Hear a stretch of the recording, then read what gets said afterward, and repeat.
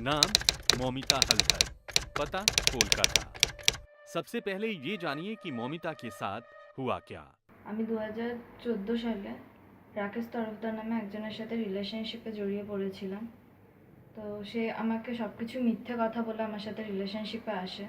2014 সালে ডিসেম্বর মাসে সে আমার সাথে একটা ঘনিষ্ঠ রিলেশনে আসে এবং সেই ঘনিষ্ঠ সময়কার কিছু ফটো এবং ভিডিও তার কাছে ছিল। এবং আমি যখন জানতে পারি যে সে হিন্দু না, সে মুসলিম, তখন সেই রিলেশনশিপটার থেকে বেরিয়ে আসার চেষ্টা করেছিলাম। কিন্তু সে সেই ভিডিওগুলো এবং ফটো আমাকে দেখিয়ে সে আমাকে ব্ল্যাকমেল করে প্রত্যেকটা মুহূর্তে, যে আমি যদি তাকে বিয়ে না করি অথবা তার সাথে রিলেশনশিপটা কন্টিনিউ না করি, সে এই ভিডিও এবং ফটো সোশ্যাল সাইটে পোস্ট করে দেবে এবং আমাকে বদনাম করার চেষ্টা করবে। এই সব ব্ল্যাকমেল করাতে আমি তার প্রস্তাবে রাজি হয়ে যাই। ये वेदना अकेली मौमिता की नहीं है। बंगाल में हजारों की संख्या में ऐसी लड़कियां हैं जो लव जिहाद की शिकार हुई। तो लव जिहाद को आसान भाषा में भी जान लीजिए। ये फरेबी विस्तारवाद का एक वर्जन है। मौमिता 2014 में मुसलमान लड़के के झांसे में फंसी। उसने अपना नाम राकेश तरफदार बताया था। 6 सालों तक मुसलमान परिवार की यातनाएं झेलती रही। ऐसी ही एक और दर्दनाक कहानी है टुकटुकी मंडल की। मैं स्कूल लाइफ से उसके साथ मिलना स्टार्ट किया था। जब स्कूल में पढ़ता था तो मेरा सीनियर था, तो तब से स्टार्ट हुआ था। फिर मैं जानती थी वो हिंदू है, बट मैं हम दोनों कुछ टाइम बाद घर से भाग गया था। फिर ये लेके बहुत झमेला हुआ था, तब भी मालूम नहीं चला था वो मुस्लिम है। बट 2-3 साल जाने के बाद मेरा मालूम चला वो मुस्लिम है। तब प्रॉब्लम स्टार्ट हुआ, बहुत झमेला हो रहे थे मेरा फैमिली के साथ, उसका फैमिली। फिर उधर जाने के बाद मेरे को जब मालूम चला वो हिंदू है, हिंदू नहीं है, मुस्लिम है, तब वो मेरे को मुस्लिम बनाने की कोशिश किया बहुत। उसका फैमिली से बहुत प्रेशर रहती जे मुस्लिम धर्म ग्रहण करना ही होगा।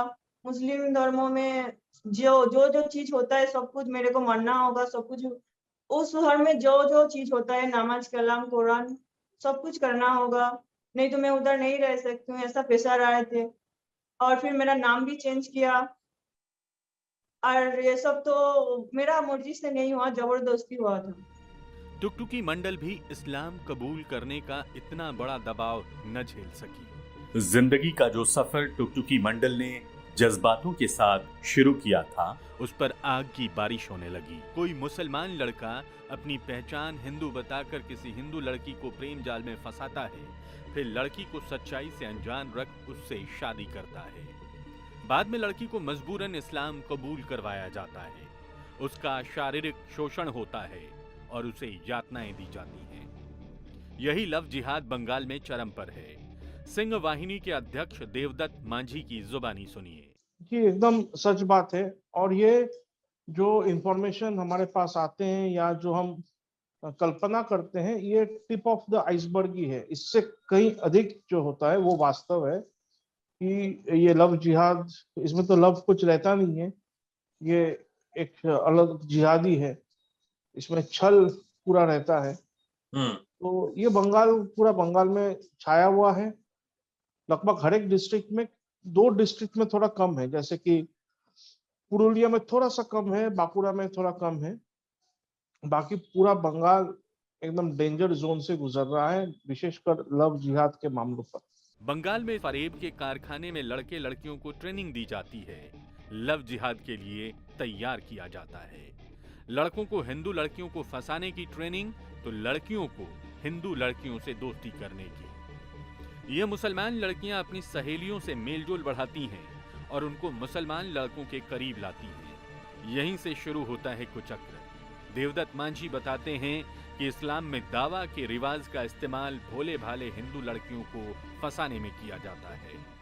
देखिए, एक तो मुसलमान लड़कों को उनके समाज से पूरा बैकिंग दिया जाता है, चाहे वो शादीशुदा हो या ना हो। वो हिंदू लड़की को फंसाने के लिए उसका समाज से पूरा बैकिंग दिया जाता है, मस्जिद से भी दिया जाता है और सोसाइटी से भी दिया जाता है। हर तरीके का बैकिंग, शेल्टर, पैसा, मोरल बूस्टिंग सब दिया जाता है।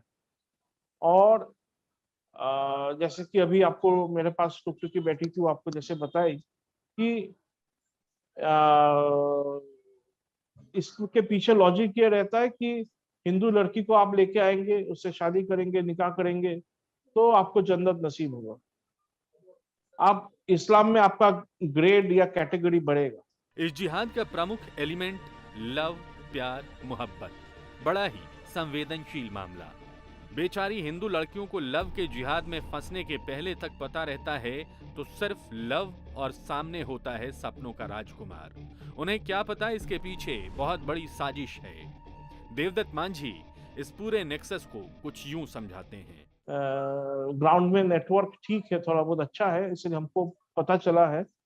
वो ये है कि यहाँ पर दावा होता है, दावत सिस्टम, इसको इस्लाम में दावा बोलते हैं, जिसको हम लोग निमंत्रण बोलते हैं, इनविटेशन कहते हैं।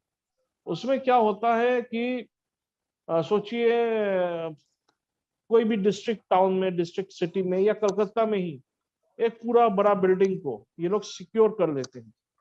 उसके अंदर 100, 200, 300 यूथ, नौजवान बच्चे, लड़का लड़की, ये लोग उसमें दाखिल होते हैं। उसके अंदर एकदम अच्छा बोलने वाला, उसके अंदर मौलाना रहता है या इन्फ्लुएंशियल ओरेटर रहते हैं जो स्पीच देते हैं। ये लोग के पास इस्लामिक वर्सेस रखते हैं और ये लोग को मोटिवेट करते हैं कि ये जब आम दुनिया में जाए, उस बिल्डिंग के बाहर जाए, तब लोगों को, हिंदुओं को, काफिरों को ये दावत दे और इस्लाम के तरफ अट्रैक्शन करे। दावत जैसे डायरेक्टली नहीं देगा कि आप चलिए मुसलमान बन जाइए। ये अपने कुछ क्वालिटीज उनके ऊपर दिखाते हैं, उनको इम्प्रेस करने का प्रयास करते हैं। अगर वो गरीब हो या उसका कोई प्रॉब्लम हो तो उसको सॉल्व करने का प्रयास करते हैं, पैसा देकर हो या इलाज करा के हो। उसका गुड फ्रेंड बनने का प्रयास करते हैं, उससे दोस्ती निभाने का प्रयास करते हैं, दिखाता है कि देखिए I am your good friend, मैं आपका अच्छा मित्र हूँ, आपका जब प्रयोजन है मैं आपको पैसा दे रहा हूँ, आपका प्रयोजन है मैं थोड़ा खाना भी आपको दे दे रहा हूँ, इलाज करवा दे रहा हूँ। तो मैं ये सब जो कर रहा हूँ ये मुझे अल्लाह से इसका इंस्पिरेशन आ रहा है कि मैं आपका मदद कर रहा हूँ, मैं नहीं कर। तो ये मकसद रखकर और हिंदुओं को ह्यूमिलिएट करने के लिए, तबाह करने के लिए ये सब काम वो लड़का लोग करता है। और इसमें पूरा समाज का बैकिंग मिलता है, मोटरसाइकिल मिलता है, मूवी जाने का, सिनेमा जाने का टिकट्स दे देते हैं, हर तरीके का बैकिंग होता है। अगर वो लड़का गरीब है तो उसको पूरा बैकिंग मिलता है उसको। संपा बंगाल के पूर्वी मिदनापुर जिले की रहने वाली है। उसके साथ भी धोखा हुआ। मुसलमान लड़के ने उन्हें प्रेम जाल में फंसाया, पर वो थोड़ी खुशकिस्मत रही कि 2 दिनों के अंदर उसे सिंह वाहिनी के कार्यकर्ताओं ने रेस्क्यू कर लिया। ट्रेन में पढ़ते थे, तब स्कूल जाते थे तो वो लड़का स्कूल में पास घूमना करता था और एक महीने से हमको बात करने की कोशिश करता था और पीछे में लगता था। हमने बात नहीं किया, बाद में सोचा वो अच्छा होगा क्योंकि वो हिंदू का धर्म से टीका और हाथ में धागा बांध के सामने से घूरा फिरा करता था, बात करना चाहता था। तो बाद में हमने सोचा अच्छा होगा तो बात किया। बात करने से बाद हमने तो हाँ बोल दिया। तो 2 दिन बाद वो हमको ले गए, हमने भी चला गया उसके साथ। तो जाने के बाद पता चला वो हमको मस्जिद में ले गया। तो ले जाने के बाद बोला मुस्लिम होना पड़ेगा। तो हमने बोला नहीं, हमको मुस्लिम नहीं होना है, हमको घर जाना है। तो बोला घर जाओगे तो मम्मी पापा को मार दूंगी और धमकी दिया हमको। तो हमने डर के मारे बोला ठीक है हम रहेंगे। तो बाद में उन लोग हमको नींद का दवाई खिला के और ले गया उधर से। तो हमको पता नहीं जो कब नींद की दवाई खिला के ले आए। तो ट्रेन में जब हमने किया, ट्रेन भी हावड़ा स्टेशन में गया, ट्रेन में उठा भी लिया और बाद में हमको नींद खुल के देखा कि हमने ट्रेन में बैठे हूँ। दादा ने लोग ले जाके हमको उधर से लेके आया और वो लड़का को मारधर किया और पुलिस को हवाले कर दिया। कई बार लोक लाज के डर से मामले पुलिस तक नहीं जाते, तो ज्यादातर बार लव जिहाद के पीछे काम कर रहे आकाओं के प्रभाव के कारण मामला रफा दफा हो जाता है। बंगाल में आकाओं को सीधे राज्य सरकार का संरक्षण हासिल है। उदाहरण के लिए आप टुकटुकी मंडल केस को ले सकते हैं। टुकटुकी मंडल को फंसाने वाले मुसलमान लड़के बाबू सोना गाजी को भी टीएमसी का संरक्षण हासिल था। ये वही मामला था जिससे दक्षिण 24 परगना से लेकर कोलकाता और दिल्ली तक में राजनीति गर्म हुई थी। बीजेपी के नेताओं ने मामले में इंसाफ को लेकर लंबा धरना दिया था, तो राष्ट्रीय महिला आयोग की अध्यक्ष ने बंगाल का दौरा किया था। सिंह वाहिनी के अध्यक्ष देवदत्त मांझी बताते हैं, एक है पर पुलिस को कुछ करे, ये राष्ट्र का मतलब राज्य का जो सरकार है वो लोग नहीं चाहते। वो पुलिस को दबा के रखता है, पुलिस को काम करने नहीं देता है और पुलिस भी विवश होकर ये सब अपने आंखों के सामने होने देते हैं। ये तमाम केस स्टडी आपके सामने हैं, जिनमें पीड़िताओं ने आप बीती बताई। एक पूरी मशीनरी लगी है जो सामाजिक ताने बाने को छिन्न भिन्न कर रही है। हिंदुस्तान भला इसे कैसे सहन कर सकता है?